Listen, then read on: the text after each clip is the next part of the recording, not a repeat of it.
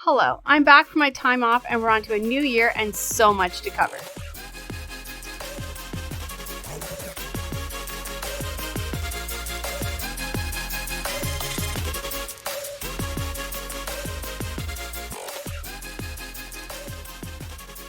I said I'd be away for the month of December and the Christmas holidays, and I was working on doing some research for an episode that was going to take some extra time.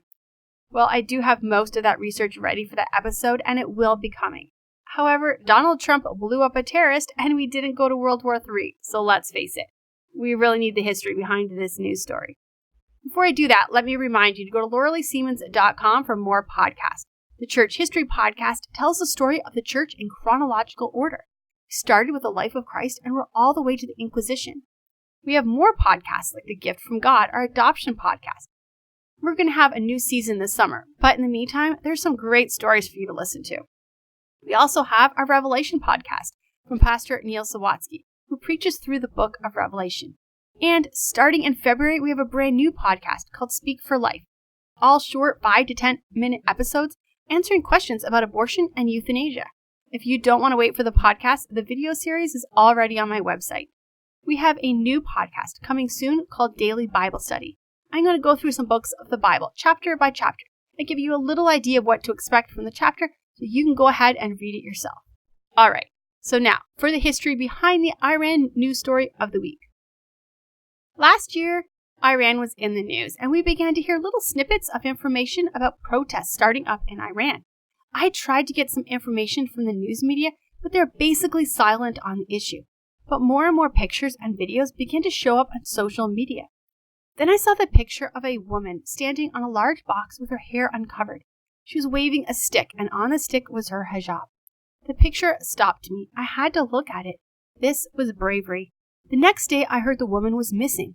Some say she's dead, some said she was arrested, but no one knows. She simply disappeared. On the spot where the picture was taken, people started leaving flowers. And by the weekend, 12 people had been killed by the government and over 400 had been arrested. There was one man in charge of silencing the women of Iran, Qasem Soleimani. In order to really understand what's happening in Iran, we need a little history of what has brought us to this moment. Really, it's a story that's been growing since the year I was born, or actually well before that. Before we get into the story of what happened the year I was born, we need to learn how Iran became Iran. As Christians, when we read the Bible, we hear about the Persians. You will remember it was the Medes and Persians that overtook Babylon, and it was the Persian king Darius that was forced to throw Daniel in the lion's den. It was the Persian king that gave the order to have Jerusalem rebuilt, and it was the Persian king that Queen Esther was married to. So when did Persia become Iran? The year is 1935, and the leadership of Persia has created great ties with the people of Germany. Hitler has become more than an ally. He is a friend. The Persian Minister of Foreign Affairs is meeting today with his German friends. We are more than allies. We are brothers. The Persians are Aryan like us. We are a great race, and we will rule the world. The men spend the afternoon talking, and as always, there's plenty of racist talk going around. But the Nazis don't see it as racist, and neither does the foreign minister of Persia. They talk about the Russians and the British and the struggle the Persians have to throw off the influence of these people. What we need, brothers, is a new start. And to get that, we need a new name. The German Nazi laughs. Call yourselves Aryan. Be the Aryan nation. In our language, that would be pronounced Iran. The Western countries are too stupid to know you're naming yourself the Aryan nation. Sounds perfect. The foreign minister returns home to Persia, and the idea stuck. Soon after, the embassies received official letters requesting the country be referred to as Iran. People simply did what they were told without seeing what had just happened. As of 1935, the world had an official Aryan nation. The West didn't resist it because they were pronouncing it Iran, not Aryan. So, when you hear people say Trump is against Iran because he doesn't like Arabs, we need to remember that the Iranians are not Arab. They are Persian. And for 2,500 years, they had a Persian monarchy. The leader of Iran was the Shah. So what happened the year I was born? If you look at pictures of Iran under the Shah, it looks basically the same as pictures of Canada in the 70s. It was very Western. There's art, music, basic freedom. The women wore short skirts, and the men wore ridiculous-looking bell-bottoms. Really, it could be hard to find the difference between pictures of families in Iran and families in Canada in the 70s. Definitely nothing like what we see today. Then, in October of 1977, things changed. Here in Canada, we were watching the first ever Star Wars movie. In Iran, they started demonstrating to get rid of the Shah. The people marching in the streets wanted an Islamic Republic. The demonstrations grew, and then in January 16, 1979, the Shah left Iran. Now, those fighting for Islamic Republic began to fight harder, and then on April the 1st, 1979, Iran became an Islamic Republic. The Iranian people were promised an Islamic utopia, but that's not what happened. One of the core things about the Islamic government was the hatred of anything Western. The United States was on the top of that hate list. The Shah found out he had cancer, and he went to the United States to receive cancer treatment. The Islamic government wanted him to be returned so they could try him for crimes, but clearly it was a fake trial that was going to lead to his death, so America refused to send the Shah back to Iran. Then, November the 4th, 1979, the United States Embassy was captured and 52 Americans were taken hostage. 6 Americans escaped from the embassy and they were hiding in Iran. This is where Canada stepped in. A group of filmmakers worked with the CIA to rescue the 6 Americans hiding in Iran. The crew made a fake movie called The Caper and got permission from the Iranian government to shoot the film in Iran. 6 Canadians, 1 Irishman, and 1 American went to Iran to make the fake movie and rescue the Americans. There's a great movie called Argo, and I highly recommend it, although they totally make it sound like America did everything and leave Canada out of it. Still, if you're interested in the story, check out the movie. It's great.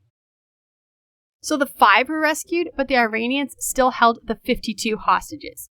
The hostages were held for 444 days. Still, to this day, that is the longest hostage crisis in history. Then came President Reagan. He was the president for about 5 minutes, and then the hostages were free. Of course, the left still tries to say to this day that that was a coincidence. But basically, Reagan changed the world while he was in power. There was the whole Berlin Wall thing as well. It was kind of great. So, the 80s and 90s, things got worse and worse for Iran. The laws that came in were horrible, especially for women. For example, a married woman cannot leave the country without her husband's permission. A woman's testimony as a witness is only worth half of that of a man. And in public places, women must wear a hijab and loose-fitting clothing. And the modesty requirements are enforced by morality police. Polygamy and temporary marriages are permitted for men. That means men can have up to 5 wives. And the temporary marriages are just so that men can go sleep around with women that they're technically married to. This, of course, is not allowed for women. Women are frequently subject to honor killings. In cases where the father kills his daughters, he is not liable for the death penalty, but only imprisonment. However, on top of that, if someone is murdered, the family of the victim can simply forgive the murderer, meaning most people who do honor killings have no punishment at all. Christianity was seen as Western and supportive of the Shah, so under Islamic rule, it is against the law to convert to Christianity. Now, you have to understand that everyone in Iran technically has to have a religion. It's against the law to be an atheist. So if your father was a Muslim, you are considered a Muslim. So basically, anyone who becomes a Christian is considered a convert, and it was punishable by death. Small groups of Christian communities were allowed to continue, but they were considered second-class citizens. Basically, under Islamic rule, life is horrible. Unless you're a Muslim man who loves beating his wife, then it's actually kind of great. Then the 90s ended and in came the 2000s. Something changed. Social media came. Suddenly, people began to see how the rest of the world lived. A generation that had grown up having never lived in freedom began to hear the thoughts of pro-Western free thinkers. The Iranian government had to stop this right away. So in 2009, Twitter was shut down. Social media that does exist is very monitored, and people are jailed for saying anything against Islam or the Islamic government. But it was too late. The younger generation had already seen what freedom looks like, and they wanted it. The Green Movement started. It was also called the Persian Awakening. The Persian people wanted the Islamic government out. They demanded freedom. And at the time, Obama was the president of the United States, and he was trying to make an agreement with Iran, so he did nothing. For those fighting for freedom were killed, arrested, and tortured. I mean, hundreds of young Persians captured, tortured, and killed. And once again, there was one man who was in charge of all of that. Qasem Soleimani. During the last 40 years of Islamic rule in Iran, the Iranian government has stated clearly they want to destroy Israel, wipe it off the map, kill every Jew. At one point, there was a large Jewish community living in Iran. This community could be traced all the way back to the book of Esther, when the Jewish people lived under the Persian rule. Today, there's no Jews in Iran. Zero. While Obama was making this deal with Iran, the people of Israel begged him to not do it. They knew the Iranian government wanted one thing, to build missiles that could wipe out Israel. But Obama didn't care. The Iranian people didn't want the deal. They were in the streets trying to overthrow the government, but Obama didn't care. And then the deal was signed, and Iran got everything. Literally, America flew planes with pallets of actual cash, millions, into Iran. Iran promised to not build a nuclear bomb, but there's really no way to make sure that that doesn't happen. But something else happened between the 2009 revolution and today. A Christian revival began to sweep Iran. In 2012, there was 384,897 Christians. By 2016, there was 1 million Christians, and today there is more than 3 million Christians. These are people converting to Christianity, even though the punishment for this is still death. Iran is being run by a man named Rouhani. Obama told us for 8 years that he was this nice guy, a moderate, and we could trust him. However, under his rule, executions have only increased. Acid attacks on women have only increased. More Christians have been put in prison. Basically, every year since 1979 has only gotten worse. Once again, social media has helped. A new app called Telegram. This is very useful in Iran, and this app has been used to share pictures and videos, and has been used to once again awaken the Persian people for freedom. In the last year, the people hit the streets, at first a few hundred and then thousands. Every town standing up and demanding freedom. Women taking off their hijabs, and people shouting. Here's some of the things they're saying. We don't want an Islamic Republic. We don't want it. We don't want it. They're using Islam as an excuse to drive people crazy. Independence, freedom, Iranian Republic. We are all Iranians. We don't accept Arabs. We will die, but we will take Iran back. Come out to the streets, Iranians, and shout for your rights. As I heard one podcaster say, they're basically saying, make Iran great again. Then we saw videos of police driving into crowds, driving over protesters. More than 400 have been imprisoned, at least 12 have been shot, and once again, the man in charge, Qasem Soleimani. CNN actually ran a story saying that they were having a pro-government rally. ABC News declared that the U.S. did not have a moral authority to talk about Iran. They refused to cover the story, and basically they aided Qasem Soleimani by covering up what he was doing to his own citizens. And things have only gotten worse. Pictures of gay men being hung, women simply disappearing for taking off the hijab. It's December 27th. Christmas is over, and once again, you didn't spend it with your family. You're working at a military base in Kirkuk, a city in northern Iraq. You're an American, and your friend Naris Hamid is putting up yet another picture of his family. Naris' wall is lined with pictures of his family and his 2 sons. They're 2 and 8 and very cute. Naris is a new American. He officially became a citizen just 2 years ago, and he loves his country, your country. And you love having him on your team. He is your interpreter, but even more, he's your friend. Hey man, next year you'll be home over the holidays with your boys. He smiles back at you. You hear a noise and leave to see what's happening. Rockets are fired at your base fairly often, and it's never really a huge concern. Mostly the government does it for show, but the rockets are never anywhere near hitting the base. Still, you'll leave to see what's happening. As you leave the building, you realize this is not a drill, and the rockets are hitting the base. Everyone is immediately defending the base, and you fall in line. At the end of the day, you wake up in a medic area of the base.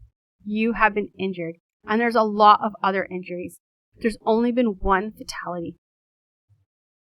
Here's how the media reports it. Hamad was killed on December 27th, and U.S. authorities say the Iranian-backed military fired rockets at a military base near the northern Iraq city of Kirkuk. Your friend, your interpreter, will never see his sons, and he won't spend the next holiday with them. Donald Trump retaliates with an order to strike back against the Iraqi militants. Then, New Year's Eve, the U.S. Embassy in Baghdad is attacked. The embassy is evacuated and no one is killed. But the embassy is trashed, burned, and spray-painted on the building. Qasem Soleimani is our leader. Then intelligence agencies following Qasem Soleimani report that he's flying into Baghdad. According to President Trump, there was intelligence that Soleimani was planning on more embassies being attacked, up to 5. Americans have wanted to kill Soleimani for years. He's the one responsible for roadside bombs that have killed hundreds of American troops. He's also responsible for the deaths of thousands of his own citizens. However, he's always in a location where killing him would mean killing innocent people around him. But at that moment, he's driving in a car at night with no innocent civilians around him. And when Trump was asked to make the call, he did. Soleimani was killed instantly, and his remains were so small they could fit in a backpack. The media immediately went into basically mourning the death of this insane man. He was called a genius, and his death was compared to the death of Elvis and Princess Di. They covered his funeral live, saying the crowds were all there to mourn him, not mentioning that all students were told they must go, and they would be monitored and reported if they did not go. And all businesses were closed, and people were told they would lose their jobs and be reported if they didn't go. During the funeral, Iran shot more missiles into an American base in Iran. The media covered it by playing the propaganda material Iran was playing for its citizens. They even reported that the base had been hit and over 80 soldiers had been killed, because after all, that's what the propaganda material in Iran was saying. The truth is, all 12 rockets were fired into the dirt, nowhere near the base, and there was no injuries or deaths.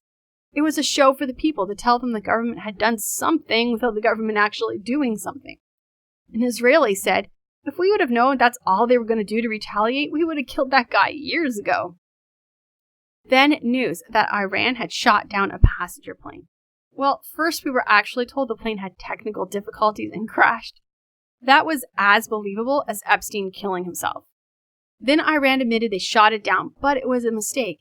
And the media is covering it like it's a mistake, as if they were just afraid Americans were coming to get them. And it was actually all acting in self-defense, and it was just a sad accident. That's kind of doubtful as well. Personally, I believe that there were some Iranians on that plane trying to get out of Iran.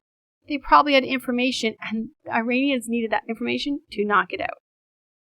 So there you go. That's what's going on with Iran, our only official Aryan nation. On a side note, Richard Spencer, the head of the white nationalist movement, put out a statement that he regrets voting for Trump because he targeted the Aryan nation. And The View, that horrible television show, was all excited about that and clapped and applauded for Richard Spencer. So they love the terrorist that hangs gays and puts women in prison for showing their hair, and they love the head of the white nationalist movement, who was ticked off that the only Aryan nation was targeted. What does this mean for Christians? 1. Remember the people of Iran are not our enemies. The Islamic government is an enemy, but not the people. 2. Be inspired. What did you give up this year in order to live your life as a Christian? In Iran, the Christians give up everything, even their lives. They're willing to lose everything to follow Jesus. What are you willing to lose? 3. Pray. Actually, let's make that number 1. But we do have to pray every day. Pray for the people of Iran. Pray for the Christians. Pray for those searching for truth. Pray for peace that we know can only be found in Jesus Christ. And 4, talk about the Iranian people. Don't be afraid. In our politically correct world, many are kind of stuck. They don't want to side with the Iranian people because that means saying Islamic rule is kind of bad for people. Care more about the Iranian people than you do about being politically correct. Well, now you know the history of Iran. Remember, history always puts the news stories in a different perspective. And remember, you can't look ahead if you don't know what's behind you. Learn history and love history. To hear more podcasts, watch some great videos, or read blogs, head over to laurelisiemens.com. We have many more podcasts, Bible studies, and educational tools. To help keep all these resources free to the public, you can support the podcast by subscribing, sharing, leaving a review, or donating to our donation page. See you next week.